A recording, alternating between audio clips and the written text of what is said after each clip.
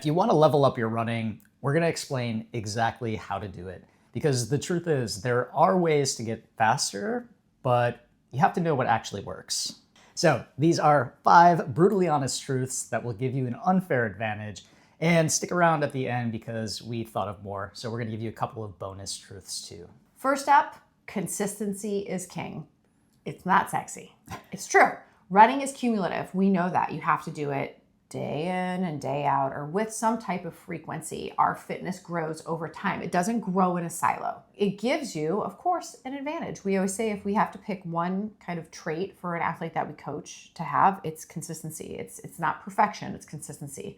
It is always better to have consistent training, so small, frequent training over the weeks than be a weekend warrior. We know you weekend warriors like that. It could work, but if we're talking about how to better stack fitness and be able to use it on race day, consistency is going to reign supreme. It is progressive and it should also be periodized, right? So if you're consistently stacking 4 or 5 runs a week, we want them to grow over 3 weeks, cut back 1, as well as taper, right? That's key. Build it up to enough to something where you can cut it back. How do we apply this, right? How would you use this and figure out how to make consistency king? First is to set a schedule. That's it. Write it down. I always, when I do my intakes with my athletes, we have our intake form. Sure, it has stuff on there like health history, but a whole page of it is what is your availability to train? When are you going to be able to fit it in? What day do you want off? Do you have a double? Is there a day that you need a double? You know, if you're training higher volume running or triathlon, those are inevitable. If you're not sure how to have a schedule and write it down, get a good coach to help you out. I know I just had an intake call with an athlete. She's getting into longer distance tries, newer triathlete, and she works nights. And she's like, I just don't know how to stack my training when I get to a half Ironman level. I think I just need Tri Club, but could I sit down and talk with a coach? I'm like, absolutely. We can do that on an hourly basis, just like personal training. Wow, that's a perfect reason to have a coach. That's a great example of someone who would really benefit from a coach.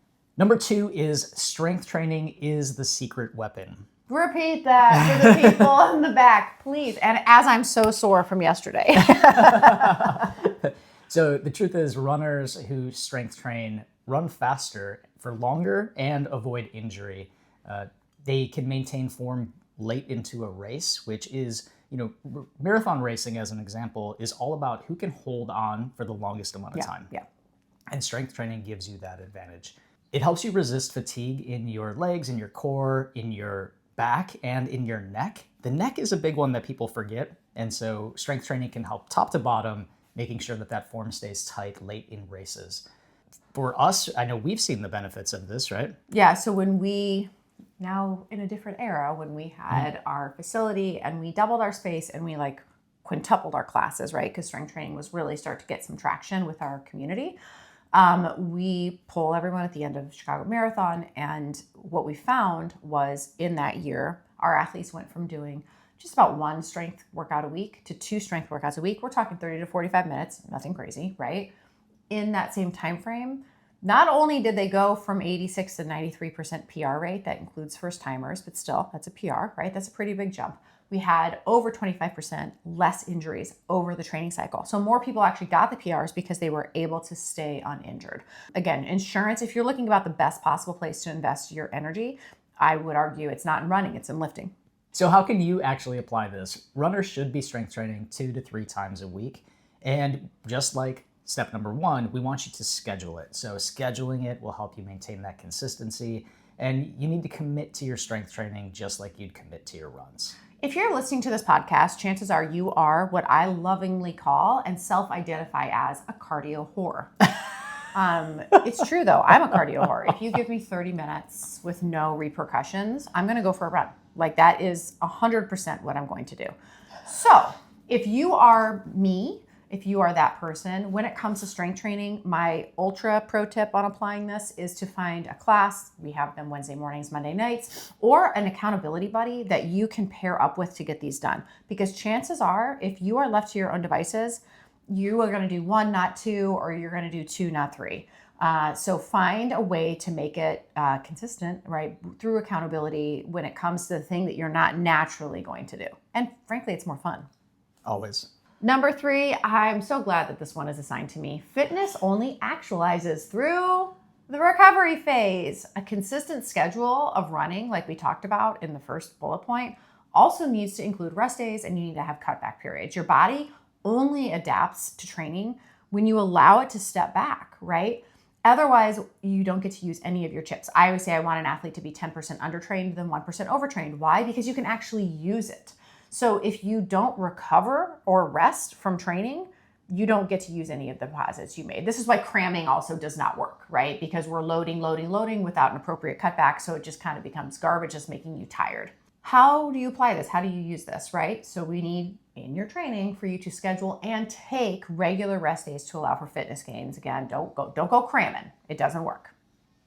So let's do a quick recap of our top 3 so far. Number 1, consistency is king. Number 2, strength training is the secret weapon. And number 3, recovery is as important as your training.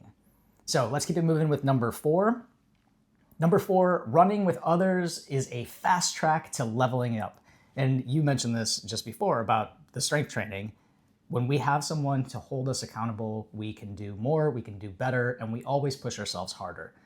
This is an interesting one to me because I think that especially newer runners or runners that are coming back into fitness or runners that don't have their confidence yet and their legs yet, they will actually, and I see this, I see you runners that do this. They will shy away from running with others when it comes to hard stuff because they're thinking I'm not there yet, or what if I'm last? Side note, all of our edge runs are time-based, so you're never last, everyone finishes together, but it's a real fear. The flip side of that is if you show up and do something a little hard and vulnerable with others, 1, you're probably not the only person feeling that way, but 2, your gains are going to be exponentially faster and you are going to get a greater joy out of it, bottom line. Okay, so this is that built-in accountability. And yeah, like you said, it helps you push when things get tough. I think it's more enjoyable. It actually, people have a lower perception of effort and lower perceptions of pain when they're training with other people versus training by themselves. And it keeps running lighter and more fun, which is what we want. So how can you apply this? Pretty simple here. Get a friend or join a run club or group. Just find people to train with. And I would say do this for your runs and for your strength.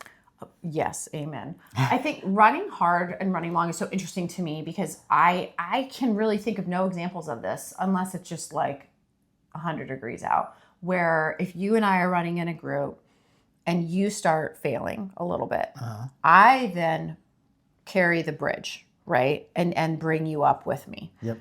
And then I start fading and now it's your turn. There's something that happens in the group that becomes something bigger than just you. And it's so cool because you have this almost like, it's not competitive, it's supportive, where like I'm going to pull when you're feeling it and vice versa. And by doing that, you're basically erasing your weaknesses, right? Slowly but surely, but you're using each other to accomplish it. That's where the sweet spot is.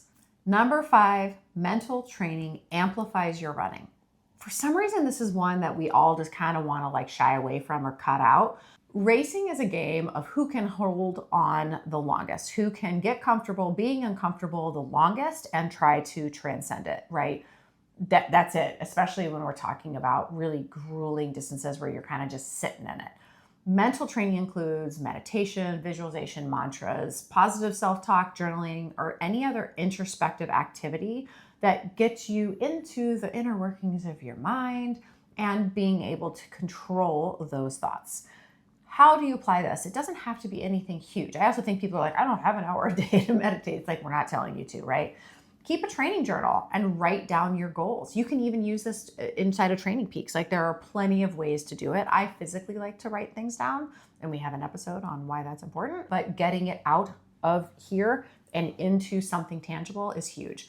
Find one of the previous mentioned mental training pieces that we have in our Coach Quip archives and try it for 2 weeks, or try it for 1 week and see how you feel, right? Chances are you're not going to feel worse. And if you can just sew it into your daily, weekly habits, it can make a really, really big impact. Adding a strength session, running with friends, those are easy, but adding mental training to what you're doing, this is why these are the brutal truths that will actually help you level up. Most athletes are not doing this. All right, so to recap, here's what we talked about, our 5 brutal truths that will help you level up in your running. Number 1, consistency is king. Number 2, strength training is the secret weapon. Number 3, fitness only actualizes through the recovery phase. I wanted to make sure you could say that one. I know, thank you. Number 4 is running with others is the fast track to leveling up. And the last one is that mental training amplifies your running every time. So those are our top 5, but we did think of a couple of more things that would help you level up your running. We're going to do these quick hit style, but if you want any more information about any of these 6 through 10, just let us know in the comments and we'll make an episode about it. Bonus truths. Number 6, fueling your runs is essential, as it is in racing. Oh, let's just leave that one right Yeah, there. We're going to let people think about that one. We have Coach J-Ro that can hook you up, right, with dialing that in, but you cannot do long stuff without proper fueling before, during, and after. Speaking of nutrition, number 7, you cannot outrun a bad diet. Ooh, my tri-coach always said you can't rebuild your system with potato chips. As much as you would like to try. As much as I would like to try. Number 8, your gear does not matter as much as you think it does. I know we like to nerd out and you want those shoes to make you into a completely different runner, but it doesn't. Number 9, sleep is your number 1 recovery tool. People like to cut that corner, myself included. And number 10 is to trust the plan. Get a plan, work it, and trust it. That's it. If you got value from this episode, please subscribe for more content like this.